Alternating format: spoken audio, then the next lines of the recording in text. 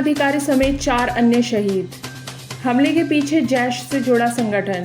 जम्मू कश्मीर के डोडा में सोमवार रात सुरक्षा बलों और आतंकवादियों के बीच गोलाबारी हुई, जिसमें 5 घायल जवानों में से 4 की मृत्यु हो गई।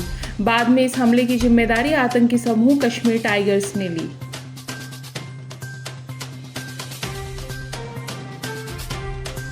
रिकॉर्ड पर कोई त्रुटि स्पष्ट नहीं। सुप्रीम कोर्ट ने अडानी हिंडनबर्ग मामले में अपने 3 जनवरी के फैसले की समीक्षा करने की याचिका खारिज कर दी है, जिसमें उसने अडानी समूह द्वारा स्टॉक मूल्य में हेरफेर के आरोपों की जांच एसआईटी या केंद्रीय जांच ब्यूरो को स्थानांतरित करने से इनकार कर दिया था। 3 पंक्तियों के एक संक्षिप्त फैसले में शीर्ष अदालत ने कहा कि उसने समीक्षा याचिका का अध्ययन किया, लेकिन रिकॉर्ड पर कोई त्रुटि स्पष्ट नहीं पाई गई।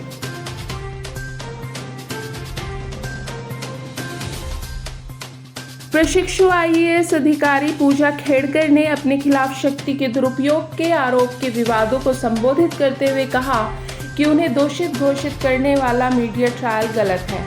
मैं विशेषज्ञ समिति के सामने गवाही दूंगी और हम उसके फैसले का सम्मान करेंगे। मैं चल रही जांच के विवरण का खुलासा करने के लिए स्वतंत्र नहीं हूं। मेरा जो भी समर्पण है वह बाद में सार्वजनिक हो जाएगा। हमारा भारतीय संविधान दोषी साबित होने तक निर्दोष के सिद्धांत पर कायम है, इसलिए मीडिया के माध्यम से मुझे दोषी ठहराना गलत है।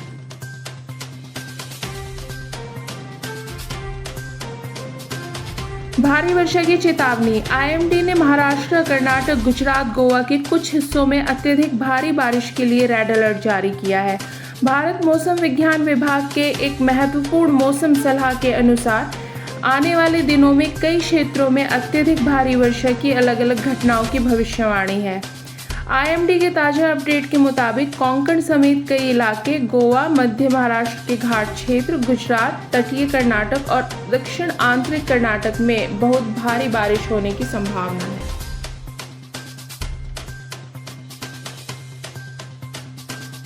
यूपी बीजेपी में मुसीबत। समीक्षा बैठक में डिप्टी सीएम और योगी आदित्यनाथ के अलग अलग विचार।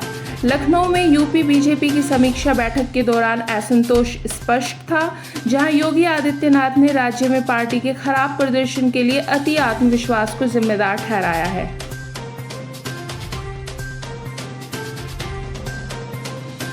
अजित पवार के सहयोगी छगन भुजबल ने मराठा कोटा ओबीसी विरोध मुद्दों पर चर्चा के लिए शरद पवार से मुलाकात की।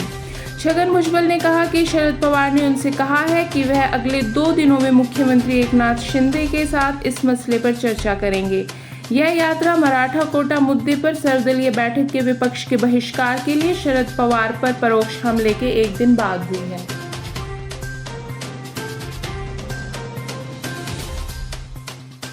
राष्ट्रपति जेलेंस्की द्वारा पीएम मोदी की रूस यात्रा की आलोचना के बाद भारत ने यूक्रेन से नाराजगी व्यक्त की है। यूक्रेन के राष्ट्रपति व्लादिमीर जेलेंस्की ने पीएम मोदी की मास्को यात्रा को भारी निराशा और शांति प्रयासों के लिए बेहद बड़ा झटका कहा था।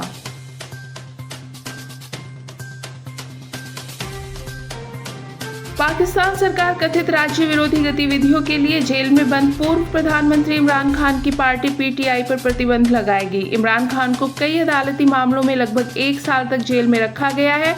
उनका कहना है कि ये फरवरी के चुनावों में सत्ता में उनकी वापसी को रोकने के लिए रचे गए थे।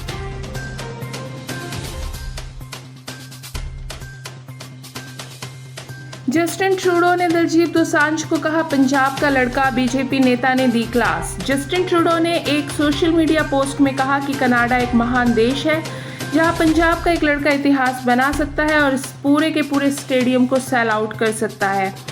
भारतीय जनता पार्टी के नेता मनजिंदर सिंह सिरसा ने सोमवार को कनाडाई प्रधानमंत्री जस्टिन ट्रूडो पर एक सोशल मीडिया पोस्ट में दिलजीत दोसांझ को भारतीय गायक के बजाय पंजाबी गायक के रूप में संदर्भित करने के लिए जानबूझकर शरारत करने का आरोप लगाया है।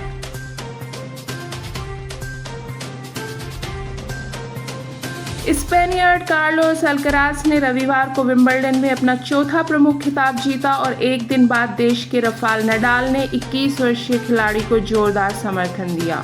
उन्होंने कहा कि उन्हें लगता है कि हम उस खिलाड़ी के बारे में बात कर रहे हैं जो इतिहास में सर्वश्रेष्ठ खिलाड़ियों में से एक बनने जा रहा है। नडाल ने बास्ताद में नार्डिया ओपन के पहले दौर में युगल जीत के लिए कैस्पर रड के साथ साझेदारी करने के बाद यह बयान दिया। उन्होंने कहा कि ऐसा मेरा सोचना है।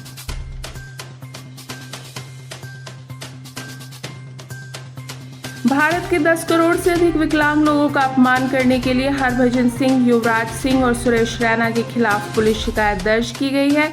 हरभजन सिंह, युवराज सिंह और सुरेश रैना की पूर्व भारतीय तिकड़ी द्वारा कथित तौर पर सोशल मीडिया पर वायरल हुए एक वीडियो के जरिए विकलांगों का मजाक उड़ाने पर हंगामा जारी है।